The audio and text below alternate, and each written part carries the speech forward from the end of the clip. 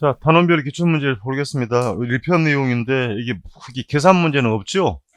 계산 문제 없고 1편 전체적으로 3개 내지 4개, 예, 대부분 이렇게 용어 개념 정리니까 편하게 보시면 됩니다. 자, 1번 문제 볼게요. 30회 문제네요. 개념에 관한 것으로 옳은 것으로 짝지어진 것, 그러니까 보기를 주고 찾으라고 한 거잖아요. 문제를 변형을 한 겁니다. 경제적 개념과 물리적 개념 구분했으니까 뭐 또 하나 있기는 하죠. 법률적 개념도 있기는 하다.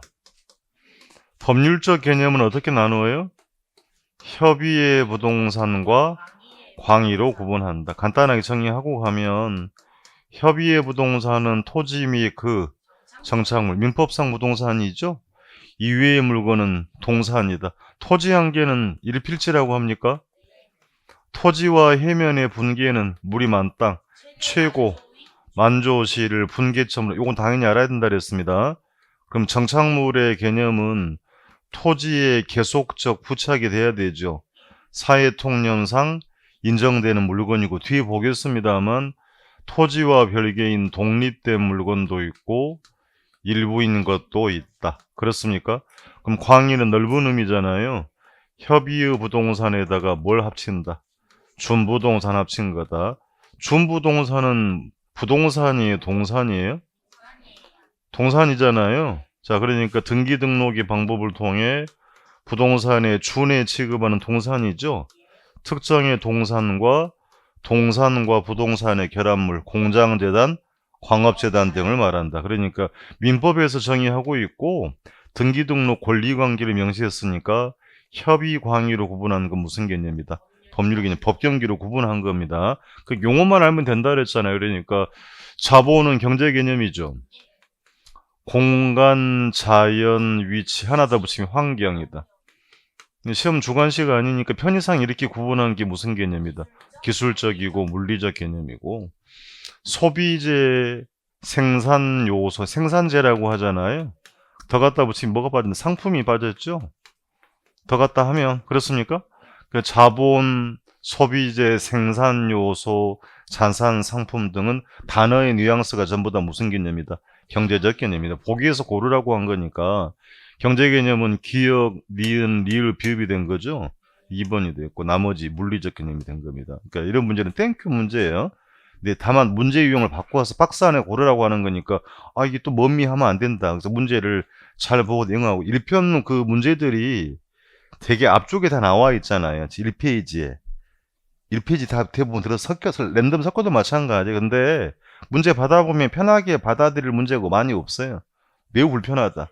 35회 같은 경우는 뒤에서 문제 봅니다만 등기법 문제도 넘어왔고 공법도 들어와. 그러니까 그게 뭐 난이도를 떠나서 우리가 당황스러웠다는 거니까 1번부터 풀라는 욕심 버리라 그랬어요.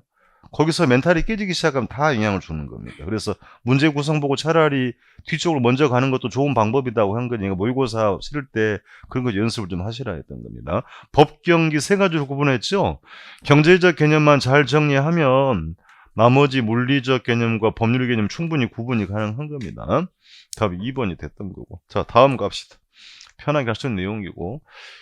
2번 문제 개념에 관한 설명 종합 문제입니다. 최근에 물어봤네요. 자, 민법상 부동산 자주 나옵니다. 개론 시험에. 토지 및 그 정착물이다. 협의의 부동산이죠. 그래서 다시 협의의 부동산, 조분의 부동산, 토지 및 그 정착물. 뒤에 정착물은 따로 정리할 거고. 2번 경제적 동그라미 치고 경제적 물어봤으니까 키워드 잡을게요. 가치, 가격. 그렇습니까? 영향을 미치는 수익성, 뉘앙스, 수요와 공급 조절. 수요와 공급에 의해서 가격이 만들어진 게 시장이잖아요. 그럼 여기 이제 콤마인데 등이란 단어가 없죠. 등이 없으면 의심하고 보시라 그랬습니다. 그런 뉘앙스를 찾아야 되는 거니까 수익성, 수급 조절, 시장 정보가 무슨 측면이다? 경제적 측면이다. 그럼 물리적 측면 밑줄하고 동의어로 기술적 측면이라고 하죠. 눈에 보이는 정리 한번 하고 토지의 지세, 집안 등을 말하나요? 건물의 구조, 설계 등을 우리는 뭐라고 하고 물리적 측면이라고 하고 형태가 있잖아요. 그럼 물리적 개념 부동산에는 물어봤으니 개념 물어본 거니까 벌써 엉터리죠. 생산요소, 자산은 무슨 개념? 이런 걸 문제라고 내요. 공간, 자연, 위치, 환경은 물리적 개념이죠. 다시 열거돼 있지요. 열거돼 있는데 등이란 단어가 있어 없어? 그럼 무심하고 보라랬단 말입니다. 등이 있으면 그냥 패스하고 가는 게 확률이 높다랬단 겁니다. 등을 줬다는 얘기는 꼭 그것만 있다는 게 아니라는 얘기잖아요. 그러니까 콤마 등 없으니까 의심하고 쳐다보는 겁니다. 답이 3번이 됐죠?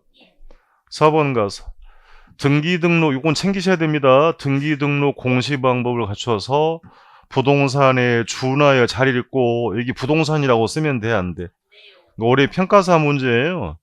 특정의 부동산이라고 나와요. 준부동산은 안 돼. 특정의 동산이잖아요. 그렇습니까? 갖춘 건 준부동산, 의제부동산이다. 그렇습니까? 그럼 이 자동차, 예를 들면 항공기, 건설기계, 선박 등을 말하잖아요. 뒤에서 언급을 합니다만 민법상 부동산이다, 아니다.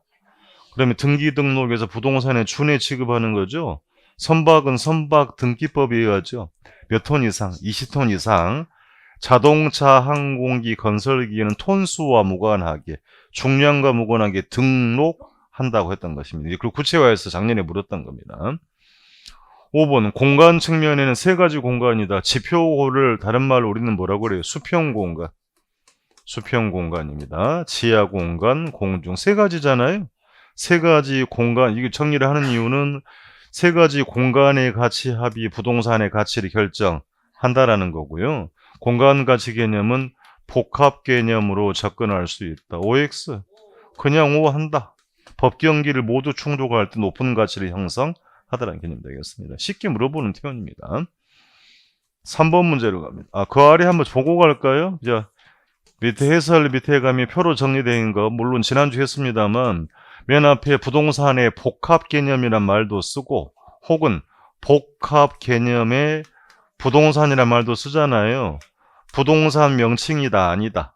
아니다. 부동산을 법, 경기 세 측면을 통해 쓰고 종합적으로 뭐 하려는 이해하려는 사고 원리를 복합 개념의 부동산이라고 하죠.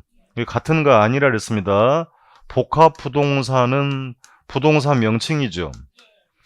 토지와 건물이 법적으로는 별개의 물건이나 일체로 이용되고 있거나 용도상 불가분의 관계에 있는 경우는 뭐라고 한다? 복합 부동산. 빈도는 떨어집니다만 같은 거 아니니까 구분 정리돼야 되는 겁니다. 그래서 개념을 세 가지로 이렇게 법경기로 구분했잖아요. 경제 개념만 잘 알고 있으면 된다 그랬어요. 그러니까 자산, 경제, 우리 결혼 시간에 다 공부한 용어들이잖아요. 생산 요소, 소비재, 상품이다. 편의상 물리적 개념 이렇게 구분할 뿐이고 협의 광의로 나누는 건 무슨 개념이다? 법률 개념입니다. 그럼 정착물 정의합시다. 다시 정착물은 토지에 계속적 부착이 되어 있어야 되죠. 사회통념상 인정되는 물건이다. 토지와 별개인 독립된 물건도 있고 일부인 것도 있다. 그러니까 별개의 물건이라는 게 얘는 물건의 공시수는 갖춘 거죠. 물건의 요건을 갖춘 것들을 독립된 정착물, 등기된 건물, 또 소유권 보존 등기된 임목, 그렇습니까? 명인방법을 구비한 수목집단이나 판례에 의해서 타인의 토지에 재배된 농작물은 독립된 정착물. 그거 알아야 됩니다. 뒤에 그 문제가 나오니까. 소유권 따라가는 거죠. 교량, 담장, 국어, 다년생 식물 등을 말하는 거잖아요. 시험에 농작물이라고 안 나와요. 그냥 다년생 식물은 일부인 거죠. 권원에 의해 타인의 재배된 농작물은 독립된 정착물. 그럼 정착물이 아닌 것도 있죠. 두 개는 기억하라 그랬어요. 가식 중에 수목이죠. 가식이 무슨 말이에요? 옮겨 심기 위해서 임시니까 정착물이 정이 안 맞죠. 경작, 수확물. 예컨대 벼를 말하는 거죠. 1년생 작물인데 시험에 1년생 작물이라고 안 나온다. 예컨대 벼니까 토지로부터 분리가 돼버렸죠. 얘들은 정착물에 해당하지. 하는 김에 건축물의 설비는 원래는 동산이죠. 건물에 부착해서 해도 정착물로 판단하는 기준이 있다. 형광등, 에어컨이 설비잖아요. 제거해서 건물의 기능이나 효용이 감소하면 그 설비도 부동산의 일부로 보는 거죠. 정착물로 취급한다. 임대인이 설치한 것들은 정착물이죠. 임차자 정착물은. 이렇게 구분한 이유는 뭡니까? 상대적 관점이라 그랬잖아요. 임대인이 설치한 건 계속적 의도가 있는 거죠. 임차인이 설치한 것들은 임대차 계약 끝나면 본인이 가져갈 수도 있죠. 원상복구 요구하면 해야 돼. 그러니까 상대적 관점이니까 임대인 것들은 정착물, 임차인 건 정착물에 해당하지. 이 정도는 처음에 다 물어봤던 사항이 된 겁니다. 준비는 필요하다. 자, 그렇게 정리를 했고요. 3번 문제로 갑니다. 29회 문제니까 별표 가고 관심들을 좀 가져야 되겠습니다. 이 문제는 같으면 나올 수 있습니다. 부동산과 소유권 설명 틀린 거. 소유자는 포인트는 어디에? 법률의 범위 내에서. 그렇습니까? 토지를 사용, 수익, 처분할 권리를 갖죠. 이와 거의 유사한 표현이 3번에 나옵니다. 3번 가서. 소유권은 정당한 이익이 있는 범위 내에서, 그게 개론 표현으로 말하면 무한정이다, 아니다. 경제적 이익이 있는 범위로 한정하겠다는 얘기죠. 그럼 상하라는 말은 공중이나 지하에도 효력이 미친다라는 겁니다. 그렇습니까? 의미는 알고 가는 거고. 2번 또 나왔네. 민법에서 부동산이란 토지 및 그 정착물을 말하더라. 4번 토지 소유권의 공시 방법은 등기죠. 그럼 등기하는 이유를 부동산의 특성으로 이야기하면 가지고 다닐 수 없죠. 위치가 고정되어 있다. 부증하면 안 돼. 쓰고 부동성 때문에 동산과 차이를 두어서 등기한다는 얘기입니다. 부증하면 안 돼요. 부동성 때문에 등기 등록한다는 얘기입니다. 5번 정착물 중 토지와 독립된 물건으로 취급되는 건 없어요? 이런 문제라고 내잖아요. 너무 감사한 문제 아니에요. 독립된 것도 있고 뭣도 있다. 일부 있는 것도 있다. 그래서 밑에 정리되어 있으니까 당연히 여러분 아셔야 돼. 박스 주고 독립된 거 일부 있는 건 골라라. 정착물이 아닌 골라. 이런 문제가 나올 수 있기 때문에 꼼꼼하게 정리가 필요한 사항이 된 겁니다. 답이 5번이 됐죠?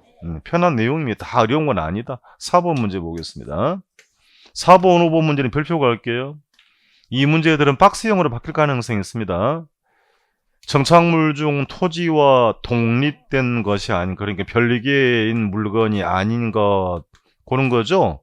독립됐다는 얘기는 다시 공시수단을 갖추거나 물건의 요건을 갖춘 것들을 독립된 정착물. 건물은 등기하죠. 건물 독립된 정착물. 소유권 보존 등기라고 되어 있죠. 임목은 당연히 수목집단을 말하는 겁니다. 여러분 2차 과목 시간에 공부하는 거. 등기했으니까 독립된 정착. 국어는 뭐예요? 일부인 거죠. 인공수로자. 그렇습니까? 얘는 또 지목이라고 표현하죠. 얘는 지목이 하나다. 얘는 일부인 정착물. 등기하지 않고. 명의인 방법을 구비했으니까 공시수단 갖추었죠.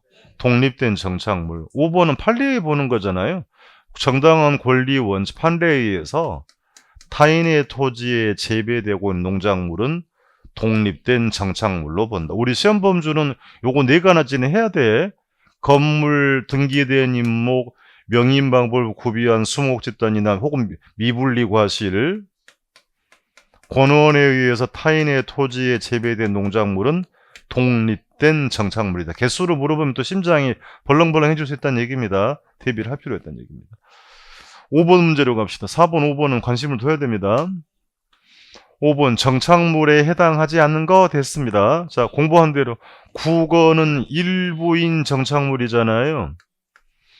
단연생식물도 일부인 정착물. 얘들은 분리해서 양도가 돼, 안 돼?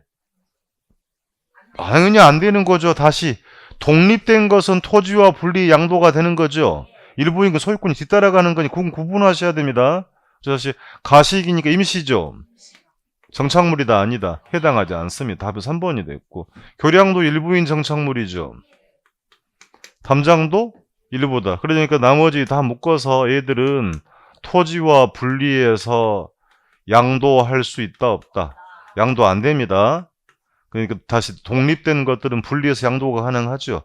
개념은 중요했던 겁니다. 4번, 5번을 묶어가지고 박스 안에 딱 집어넣어 놓고 나서 물을 가능성이 있어요. 정착물에 해당하는 것, 독립된 거 뭐냐, 일부인 거 뭐냐, 정착물이 아니 이렇게 고려할 수 있기 때문에 구분하고 가는 겁니다. 그래서 밑에 보면 동그라미 3번 정착물의 개념은 포인트가 어디 토지에 계속적 부착입니다.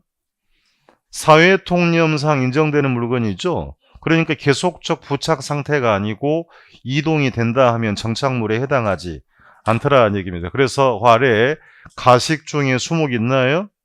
그리고 경작 수확물, 예컨대 배를 말하죠. 이게 1년생 작물인데 시험에 1년생 작물이라고 안 나와요. 수확을 해버렸으니까 토지로부터 분리가 돼버린 거죠. 정착물이 아니더라는 얘기입니다. 그렇게 정착물을 쭉 구분해봤습니다. 6번 문제로 가서 이 작년에 당황스러운 문제가 나옵니다. 사실은 개론 문제가 아니고 등기법 문제예요. 법령에 의해서 문제 이렇게 미술하고 등기의 방법으로 소유권을 공시하는 물건을 모두 고르라 그랬죠. 이게 사실은 이 시험 문제 나오고 나서 다 지나간 얘기입니다만 민법 선생님, 공시법 선생님 전부 걔네가 다르더라고요. 답을 다 못 찾았어요. 그래서 제가 현장 법무사한테 전화해 또 물어봤더니 나도 잘 모르겠다. 그냥 물 먹으라고 내 문제라는 얘기예요. 그러니까 사실 그러니까 자 기선은 선박을 말하는 거죠. 기관으로 엔진으로 가는 배 위에다 쓰고 범선은 돛담배를 말하는 거죠. 좌우당간에 선박이니까 선박은 몇 톤 이상 20톤 이상 그건 당연히 알아야 됩니다. 선박 등기법 얘는 등기하는 거죠. 해당되고 니은 용량 관계 없다 그랬죠. 건설기계입니다. 덤프트럭 건설기계 자동차 관계없고 항공기 등록을 하고 합니까? 얘들은 그럼 니은과 디귿은 무엇으로? 등록의 방법으로 소유권을 공시한다. 업권도 등록의 방법 공시한다. 토지에 부착된 한 그루의 수목은 등기하지 않죠. 그러니까 얘는 토지의 뭐다? 일부인 정착물입니다. 그러니까 작년에 시험 끝나고 나서 제법 시끄러웠습니다. 그러니까 한 그루 수목이 이렇게 실제로 등기가 존재하는 경우가 나오더라고요. 한 그루가 있어요. 근데 이제 따져보니까 공무원의 착오이든지 아니면 두 개가 있었는데 하나가 멸실되었던지 둘 중에 하나다. 좌우당간 이 문제는 현장을 물어본 게 아니고 법령으로 물어봤으니까 한 그루의 수목은 등기하지 않습니다. 그러니까 선박은 20톤 이상 등기하죠. 그럼 나머지 자동차, 항공기, 건설기계, 업고는 뭐 한다? 등록한다라고 구분하면 된다. 한 줄 나올 수 있어 나오면. 그러니까 답이 하나밖에 없죠. 쉽지 않았던 문제였다. 1번이 됐고 그렇게 구분하면 되겠죠. 밑에 정리되어 있으니까 잘 보시면 돼요. 밑에 존부동산 중에서 선박은 20톤 이상이죠.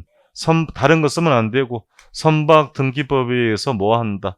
등기해서 공시하고 자동차, 항공기, 건설기계 등은 등록이라고 하잖아요.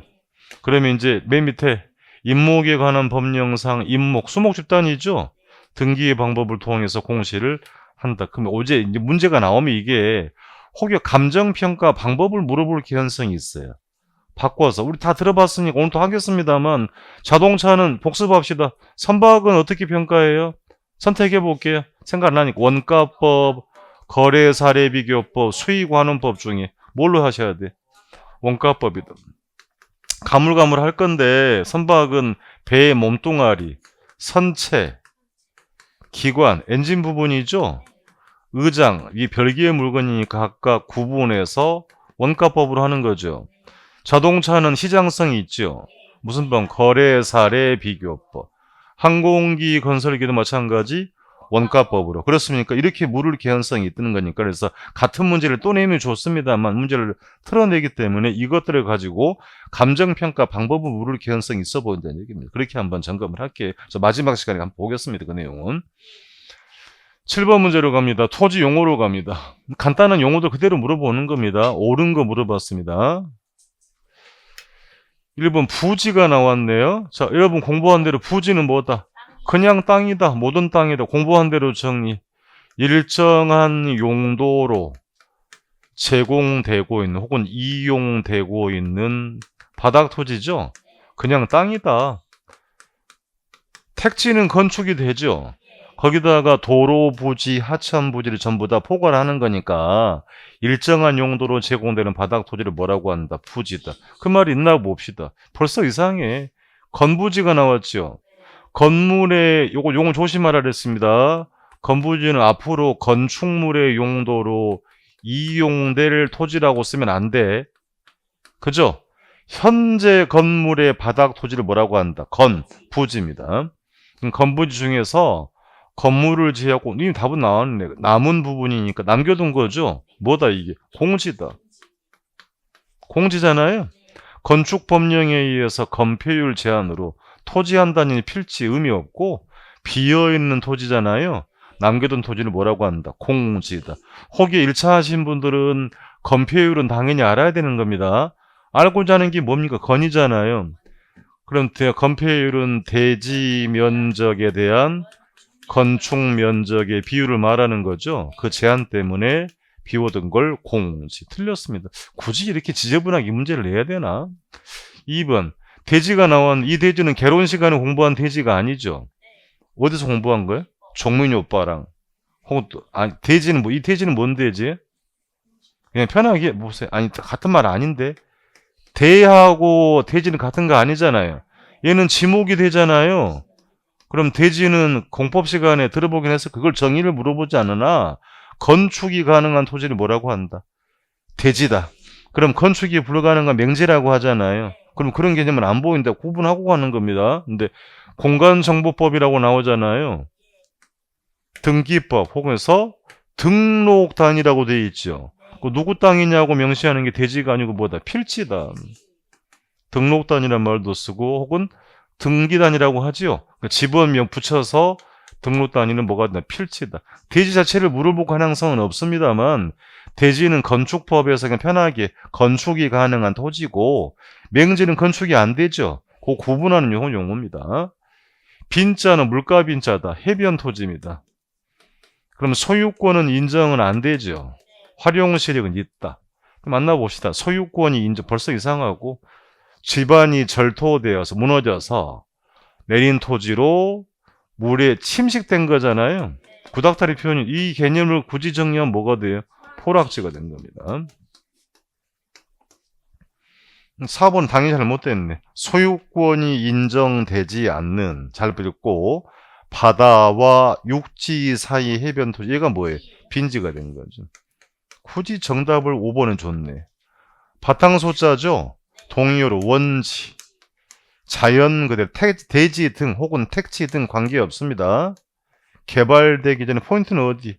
자연 상태의 토지를 소지, 원지라고 하잖아요. 학제적으로 이걸 미성숙지라고 표현했던 겁니다. 뭐 깊은 내용을 물어본 게 아니고 용어 자체를 물어보는 거니까 같이 보는 겁니다. 8번 문제로 갑니다. 토지 용어 역시 틀린 것. 부지가 나왔네. 도로 부지, 하천 부지처럼 포인트 일정한 용도로 이용되는 거죠. 제공되는 바닥 토지를 뭐라고 한다? 부지다. 모든 땅이라고 했던 겁니다. 선하지가 나왔네. 고압선이죠. 송전선 아래의 토지다. 그럼 이용 및 제한이 있죠. 이용 및 거래에 제한이 있으니까 선하지는 증가, 감가가 일반적이라 그랬습니다. 맹지가 띨띨한 맹자죠. 어리석을 맹자다. 그러니까 자꾸 물어봐요. 자, 도로에 여러분 토지가 접해 있지를 못하죠. 그럼 문제는 뭐라고요? 건축법상 건물을 세울 수가 없다. 그럼 띨띨한 땅인 거니까 직접 연결되지 않죠. 건축법상 건축이 불가능하므로 맹지도 마찬가지 감가다. 그렇습니까? 주변 토지 합병하면 건축은 가능할 겁니다. 자체를 물어봤으니까. 후보지 자주 물어본다 그랬잖아요. 한번 쓰고 예정지란 표현도 쓴다. 신도시 후보지. 용도가 바뀐 게 아니고 용도가 전환 중에 있는 토지입니다. 예정될 토지라 그랬잖아요. 임지지역, 농지지역, 텍스트 포인트 어디? 상호간에. 잘 읽어야 됩니다. 다른 지역으로 바뀐 거 아니고 전환되고 있는 지역의 토지죠. 그러니까 임지지역이 농지지역으로 혹은 농지지역이 택지지역으로 이렇게 바뀌는 걸 상호간이라고 하죠. 변경 중인 토지를 뭐라고 한다? 후보지다. 하는 김에 그러면 임지지역 내에서 농지지역 내에서 바뀌면 이행지라고 하는 거죠. 그 차이는 구분하는 겁니다. 맞고 5번 또 물어봤네. 빈지, 물의 침식으로 인해 수면 밑으로 뭐한 토지? 잠긴 토지. 이거 뭡니까? 토락지금. 지저분하게 문제를 답을 또 5번을 줘가지고 다 읽어야 된단 말입니다. 5번이 됐죠? 네. 자, 반복해서 보는 겁니다. 9번 문제, 좀 문제가 다르네요. 자, 옳은 걸 모두 고르라 그랬습니다. 택지는 필수. 주상공이죠. 그 기본이에요. 택지는 주상공 용도로 이용되고 있거나 해당 용도로 이용 목적으로 조성된 토지를 뭐라고 한다? 택지. 옆에다 쓸게요. 얘는 국토교통부 훈령상정입니다. 학문적인 용어 아닙니다. 법령에서 규정한 용어다. 택지는 건축 가능하죠? 기본 주상공 했던 겁니다. 획지를 공부한 대로 이제 획지는 뭐예요? 감정평가에 써먹기 위한 거죠. 그 뒤에 언급이 됩니다만 쓸 거 없고 인위적, 자연적, 행정적 조건에 따라 그 의미가 뭐예요? 필요에 따라 다른 토지와 구별하기 위함이죠. 뭘 구별한다? 가격 수준이다. 가격 수준이 비슷한 일단의 토지를 뭐라고 한다? 우리 요거 찾아야 되지. 그러니까 그런 개념이 있나 보잔 말입니다. 그런 게 안 보이고 용도상 불가분의 관계에 있는 두 필지 이상의 일단의 토지라고 되어 있죠. 획지는 아니죠. 일단 정답하는 못 하더라도 그러면 니은은 우리 개론의 시간에 해당되는 거 아니고 감정평가 실무에 나오는 토지 용어입니다. 여기 일단이란 말이 보이나요? 일단지. 여기 뭐라고요? 일단지. 근데 그걸 알고자 하는 건 아니에요.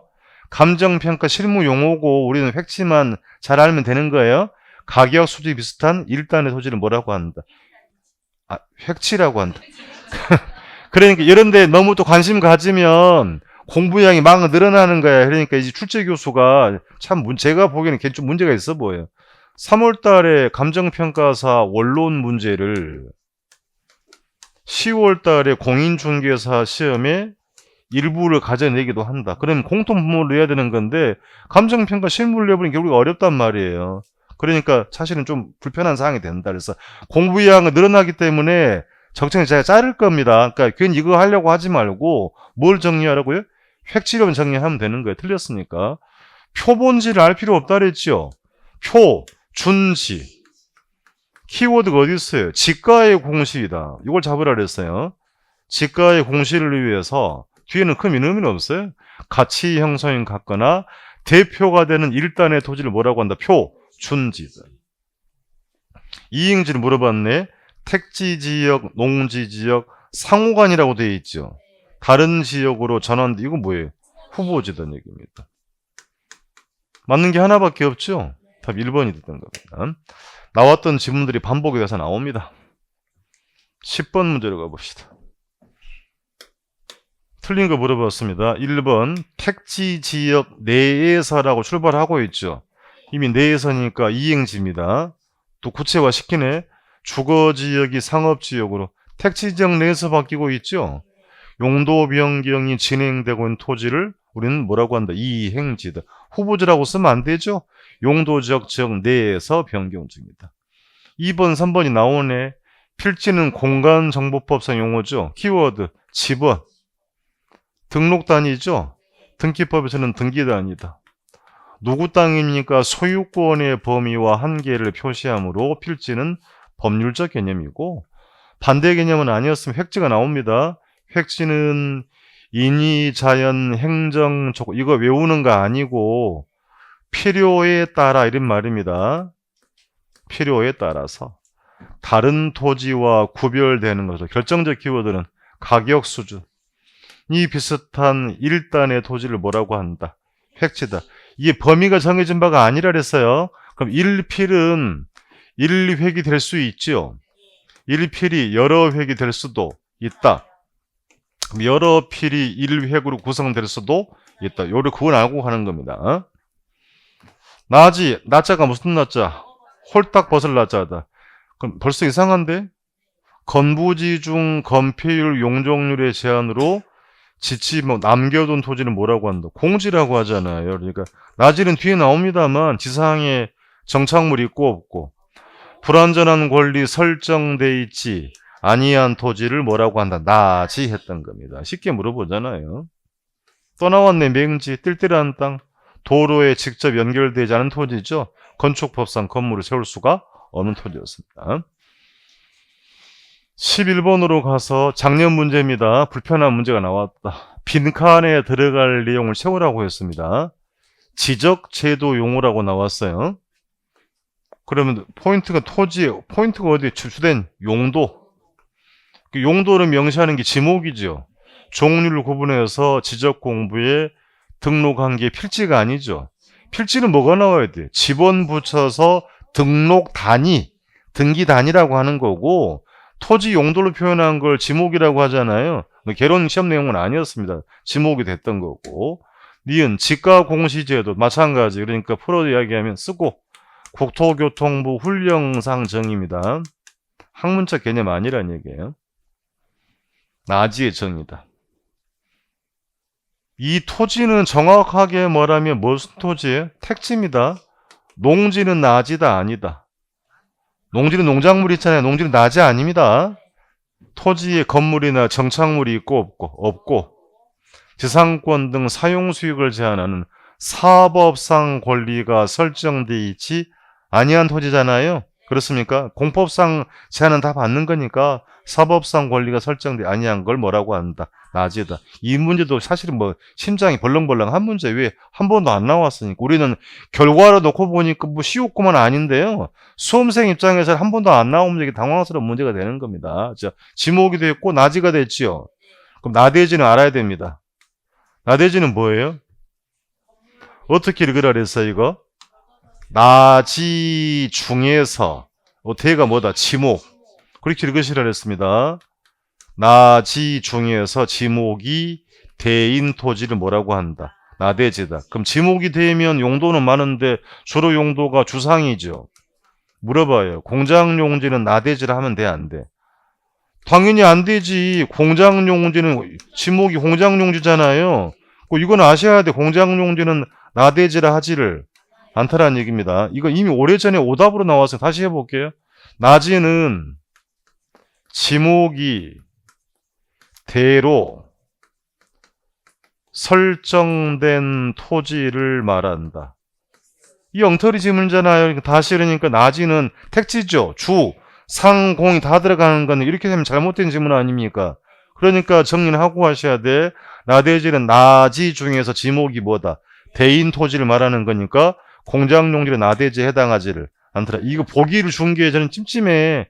이 보기를 준 게 요건 낼 가능성이 있어 보이기 때문에 나대지를 잘 알고 가는 겁니다. 구분하고 간다. 그러니까 지상에 정착물 없지요. 용도가 주상이죠. 불완전한 권리 없죠. 얼마나 좋은 토지예요. 시장성이 높아요. 뭐가? 나대지가. 그러니까 높은 토지이기 때문에 그래서 정리를 하고 갑니다. 공장용지 나대지에 해당하지 않더라 구분하는 겁니다. 2번이 됐나요? 네. 토지용어 봤고요. 12번. 좀 무료할 수 있습니다. 편하게 보세요. 뭐 날마다 머리 아프면 안 되잖아. 좀 쉬어가는 파트니까. 건부지와 나지를 상대적 비교했습니다. 자, 1번, 2번 묻고 풀어놓은 거니. 나지란 지상의 건물, 정착물이 없는 토지 맞지요? 지상권 등 사용 수익을 제한하는 사법상 권리가 설정돼 있지 아니한 토지 풀어놨습니다. 일부러. 건부지 가격은 건부감가라고 명시를 했네요. 그럼 나지보다 가격이 높게가 아니고 낮게. 이거 문제라고 했는데 너무 감사할 얘기지. 그 이유가 3번, 4번에 있죠. 다시 나지는 정착물이 있고 없고 건부지는 건물의 용도로 제공되는 바닥 토지죠. 단순 비교. 상대적으로 나지가 용도가 다양하죠. 다양함으로 최고 최선 이용, 최유효 이용이 가능하죠. 거꾸로 건부지는 건물 때문에 다소 용도가 제한되죠. 지상의 건물이 최유효 이용 상태가 아니면 건부지 가격이 떨어진 걸 건부 감가다. 그렇습니까? 항상은 아니다. 이용 규제를 강화할 수 있죠. 그럼 새롭게 건물을 못 세운 나지는 재미없죠. 건부지가 더 비쌀 수도 있죠. 건부지 가격이 올라가는 걸 건부 증가가 나타나기도 하더라는 얘기입니다. 그래서 4번 건부지는 지상의 건물에 의해 사용 수익이 제한되는 경우가 있지요. 풀어놓은 게 5번. 건부지는 건물 등이 부지의 최유효 이용에 적합하지 못하다 그랬으니까 기대 가능성이 낮죠. 그래서 결과 건부 감가가 발생한다라고 정의를 한 사항이 된 겁니다. 됐나요? 네, 가볍게 봤던 사항입니다. 13번으로 가서 토지 용어 옳은 거 물어봤습니다. 이제 많이 보인다. 반복이 되고 있습니다. 자, 지번 등록 단위가 뭐예요? 필지 반복이 되잖아요. 필지가 됐고. 후보지가 또 나왔네. 옳은 거 물어봤습니다. 택지지역, 농지지역, 임지지역 내에서라고 돼 있죠. 그러니까 택지지역 내에서, 농지지역 내에서 바뀌고 있다는 얘기죠. 그럼 후보지가 아니고 이행지가 된 겁니다. 세부 지역간이라고 돼 있잖아요. 그러니까 다시 과수원이 이렇게 전으로 이렇게 바뀌고 있는 거죠. 농지 지역 내에서 세 분류간에 이렇게 바뀌는, 이게 포인트가 내에서예요. 그러니까 이행지가 된 거죠. 네. 또 나왔네. 나지, 홀딱 벗은 땅, 정착물이 있고 없고 모든 토지는 공법상 제한받죠. 사법상 권리가 설정돼 있지 아니한 토지다. 공부한 대로 정의한 겁니다. 틀렸죠? 다 틀렸네. 부지, 땅이죠. 일정한 용도로 제공되는 바닥 토지. 자연상태 토지는 뭐라고 이건? 소지, 원지. 이 용어들이 중복이 되고 있습니다. 와우, 법합 또 5번에 들었네? 포락시는 별표가 하고. 밑에 언급이 되어 있으면 이거 법령 용어로 들어갔어요. 공유수면 관리 및 매립에 관한 법률이니까 공유수면 관리법입니다. 여러분 토지가 물에 뭐되어서 침식, 수면 밑으로 뭐한 토지, 잠긴 토지. 이게 가장 최근에 법령으로 들어간 용어입니다. 그러니까 이제 예전에는 학문적인 개념이었으면 이렇게 물어볼 수 있어요. 공유수면 매립, 수면 관리 및 매립에 관한 법령에서 포락지 개념을 규정하고 있다. OX라고 대응하셔야 된다는 얘기입니다. 그게 법령 지문이 안 나온다 하더라도 개념을 알아야 되는 거지. 밑에 표기해놨으니까요. 어디 갔어? 아, 다음 페이지 있는가 보네. 예, 다음 페이지 나옵니다. 얘는 학문적인 용어가 아니고 뭐라고요? 공유수면 관리법에서 법령상 정의가 됩니다. 그러니까 밑에다 쓰고 바닷가. 바닷가도 아직은 시험에 물어보지 않았으나 걔도 법령상 정의입니다. 바닷가는 그럼 어디서부터예요? 물이 만땅될 때부터죠. 만조 수위선부터 육지 사이죠. 육지 사이를 관련 법에서 우리는 뭐라고 한다? 바닷가라고 했던 겁니다. 법령상 용어이기 때문에 그렇게 좀 구분하면 되겠습니다. 14번 가서요. 용어의 설명으로 옳게 연결된 것 같아요. 문제 같은 패턴이다. 기억, 소유권이 인정되지 않는, 잘 읽어야 되고, 바다와 육지 사이에 해변 토지가 빈지죠. 빈지가 됐고요. 첫 번째는 빈지. 두 번째, 경계와 인접한 포인트 경사된 토지죠. 붕괴를 방지하게 깎아놓은 토지인가요? 법지죠. 법적으로 소유권은 인정은 되되 활용실익이 적거나 없는 건 뭐라고 한다? 법지다. 축대용 토지 경사지 부분입니다. 경계면이다. 디귿 택지지역 다시 나온 내에서라고 이미 주고 있죠. 그럼 뭐다? 공업지역, 상업지역으로 이행지가 된 거죠. 전환된 토지 아니고 용도 변경 진행 중, 잘 보라 그랬습니다. 리을의 임지지역, 농지지역, 상호간이라고 되어 있죠. 그러니까 이렇게 농지지역이 택지지역으로 상호간이 바뀌는 거 뭐라고 한다? 후보지다. 그만큼 우리 시험에 이행지, 후보지는 많이 물어봤다. 이런 후보지 이행지의 토지 용어는 토지 용도 전환이죠. 용도의 전환, 용도적 공급을 말하기 때문에 비중 있게 다루는 내용이 된 겁니다. 4번이 됐나요? 빈지, 법지, 이행지, 후보지다. 틀리면 너무 아깝다. 반복에 정리한 겁니다. 다음 15번 가세요. 주택 용어도 가끔 물어본다 그랬습니다. 공법 내용인데 개론에 가끔 나온다는 얘기입니다. 자, 법률 요건을 갖춘 주택이라고 했습니다. 일단 한계동 잘 읽고 주택으로 쓰는 건축 면적이 바닥 면적이에요. 660 이하이고 주택으로 쓰는 층수가 3계층 이하라고 했으니까 일단은 공동주택은 아니죠. 그러니까 다중주택 아니면 다가구라는 게 이제 공통점 보입니다. 포인트가 두 번째잖아요. 독립된 주거 형태를 갖추지 아니할 것. 취사시설이 있다 없다? 없다. 그게 뭡니까? 다중주택. 답은 이미 나왔다. 장기간 거주 뭐 중요한 얘기는 아니었어요. 다중주택이 된 거죠. 그러니까 미리 말씀드립니다만 요것도 시험 두 번이나 물어봤고 다세대도 두 번이나 물어봤으니까 나온다고 하면 연립이에요. 연립은 공동주택이죠. 주택층수 4계층 이하. 연초 하세라랬죠. 660을 초과 다가구는 단독이죠. 19세대 9했어요. 9 19세대 이하가 거주 물어본다고 하면 둘 중에 나올 가능성이 크다. 나머지 다 나와버렸으니 가능성이 높지는 않다는 얘기입니다. 답은 2번이 되죠. 다중주택이다. 1차만 하신 분들은 좀 불편할 수 있기 때문에 애들은 버려도 관계없는데 1번 3번은 버리면 안 돼. 안 나왔으니까요. 16번으로 갑니다. 문제를 바꿔낸 게 다중주택의 요건이 아닌 것 됐습니다. 다시 한계동의 주택으로 쓰이는 바닥면적 합계가 660 이하. 그렇습니까? 주택으로 쓰는 층수가 3계층 이하. 맞죠? 핵심이 두 번째. 독립된 주거 형태를 갖추지 않죠? 취사시설이 있다 없다? 없다. 학교 또는 공장 등이니까 안 중요해. 등 안 중요해. 한계동의 공동 취사시설 횟수가 전체 50. 요건 뭡니까? 이게 일반 기숙사. 굳이 하면 일반 기숙사였다. 이게 법령이 바뀌었으니까 요거 대비되는 게 뭐였어요? 임대형 기숙사. 임대형 기숙사는 그러면 임대 목적으로 제공하는 거죠? 임대 목적이다. 그러니까 공공사업자는 물론이고 민간도 들어가죠. 방 몇 개 이상? 20개 이상. 뭐 아직 시험에 물은 바는 없습니다만 개정됐으니까 지났으니까 임대형은 알고 가야 됩니다. 공공명은 다 들어가죠. 20개 이상 임대 목적하는 게 임대형 기숙사였습니다. 그럼 답은 3번이 됐고 4번, 5번 똑같이 중복되니까 여러분 봐도 관계없겠습니다. 17번 가요. 간평사 나온 문제를 바꿔서 낸 문제입니다.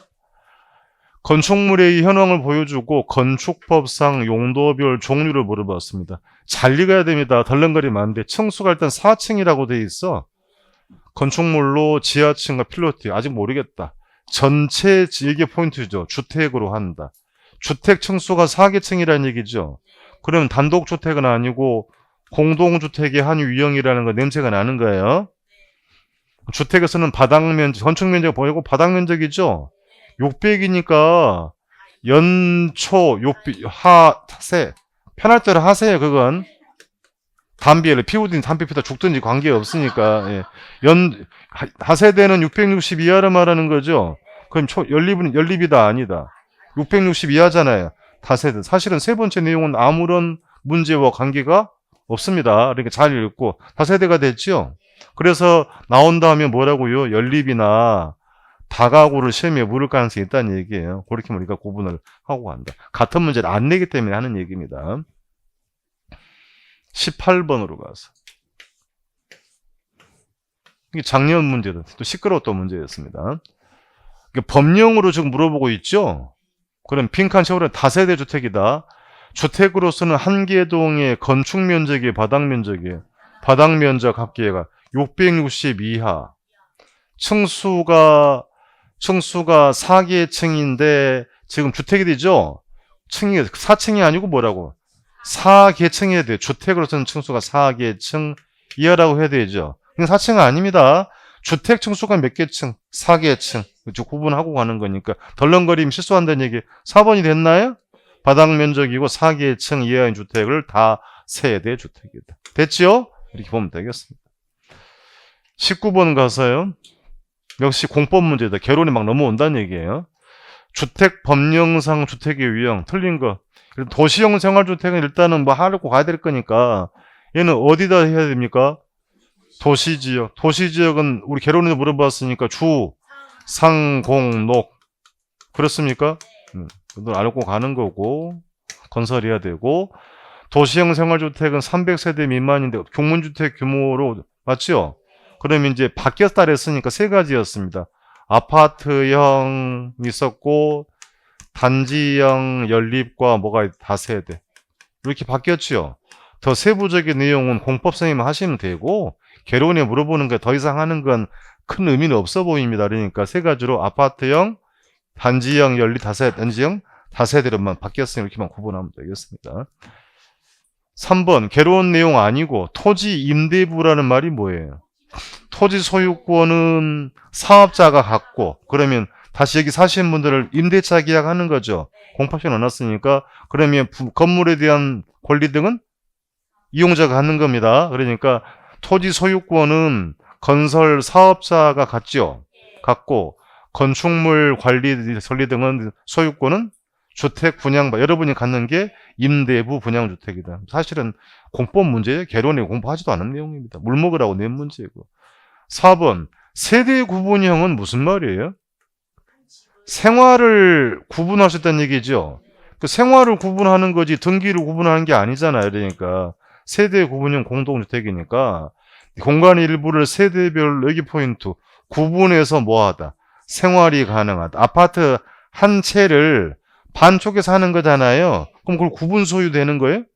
그 등기 안 된다는 얘기가 그러니까 구분된 공간의 일부를 구분 소유할 수 있다 없다? 없다라는 거죠. 그렇습니까? 공법 시간에 공부한 내용 개론에 이렇게 물어봤던 겁니다. 나와서 점검을 했고요. 사실은 장수면 주택은 공법에도 안 다루죠. 거의 안 다뤄요. 이런 거. 그러니까 장이 긴 거죠. 수명이 긴 주택입니다. 100년 이상. 오랫동안 쓴다는 얘기죠. 이게 출제 성향입니다. 내구성. 고칠 수 있어야 되죠. 구조를 변경하도록 가변성, 수리, 용이성 갖춘 주택이 뭐다? 장수명 주택이다. 나왔으니까 점검했을 뿐이 또 나온다고 하는 것은 별로 실의가 없어 보입니다. 그렇게 물 먹으라고 낸 문제라가 있다는 얘기에 개론 문제. 그러니까 미리 말씀드릴 건데 이게 우리 3월 달에 사는 간평사 부동산 원론의 내용은요. 공인중개사 시험項目다 들어갑니다. 여기에 중개사 법령, 세법, 공법 다 들어가요. 그러니까 이런 문제가 한 12개, 13개가 나와. 근데 개론은 다르잖아요. 근데 그 출제 교수가 똑같은 문제 내고 있기 때문에 또 넘어올 개연성은 있어 보여요. 그래서 제가 그건 염려하지 말라 그래서 제가 문제를 정리를 해서 각 선생님한테 드릴 거예요. 드리고 수업 시간에 점검을 해드리라고 할 거니까 염려하지 말고 공부 그렇게 하면 공부 양 너무 많이 늘어납니다. 그래서 제가 이 범주로 한장하라는 거고 시험장에서 물 먹으라고 낸 문제가 분명히 있거든. 걔는 스킵하고 하지 어떻게 해요? 100점 맞을 거예요? 그건 아니잖아요. 그러니까 공부량 늘리지 말고 나왔기 때문에 점검을 했을 뿐이지 이게 핵심적인 사항은 아니라는 겁니다. 세대 구분형은 구분 생활이 가능한 거죠. 구분 소유는 된다 안 된다 안 된다라는 거. 장수명을 한 번도 안 물어봤던 문제다. 오랫동안 쓰는 거죠. 내구성이고 가변성과 뭐다. 수리 용이성 같은 주택을 장수명 주택 이렇게 구분하면 되겠습니다. 주택 용어까지 봤네요. 예, 쉬겠습니다. 쉬었다고 오시기 바랍니다.